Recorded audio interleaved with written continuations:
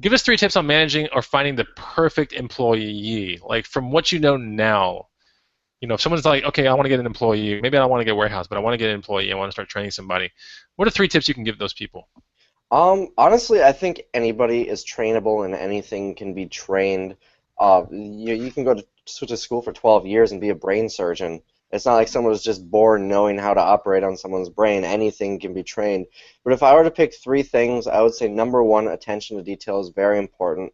As FBA sellers, we know how important the attention to detail is, where I can look at this product and make sure that I'm sending in the yellow one, the 2.7 quart instead of the 2.9 or something. So attention to detail is very important.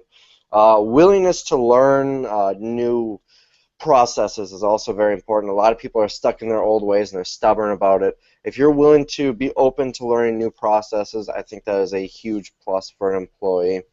And I really don't know how to word this best, but willing to put the job first in a sense. I wouldn't want someone who's going to sit on cruise control and company money and, a job's a job. I would want someone who enjoys their job, enjoys working here, and will take care of the company since it's taking care of them.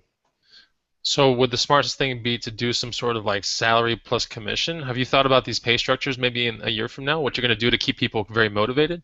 It depends on their duties. Some people will just be hourly, some people will be salary, some people will be salary plus a profit share.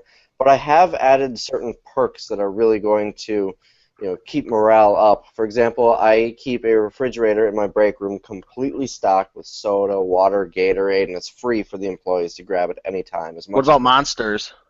Oh, those are mine. What about beer? My insurance agent said that's a big no-no. That's funny. But, I keep that stocked. I'll cater in lunch maybe once or twice a week. And here's a big one, and I got this idea from Jonathan Cleater, the Lego Kingpin. He does this. Give him the week of Christmas off with pay, because at that point you can't send stuff in time anyways. So. How do you find the best employees? Like, what are your sources for finding people to hire? Because I know you're going to be growing quickly, rapidly. You're going to need to find people. What are your thoughts and strategies for that?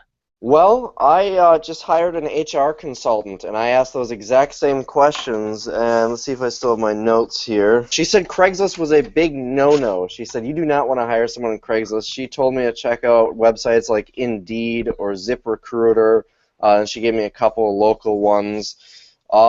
Basically, those are the best places to look, places where people are going to have resumes up and everything.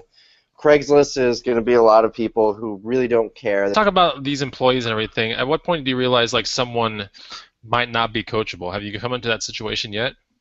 Not yet. Honestly, I think anyone is coachable and can be trained. I kind of touched on that earlier. But if someone is not willing to learn, and you'll realize that very quickly, whether they're willing to learn or not. If they're not willing to learn, then I move on.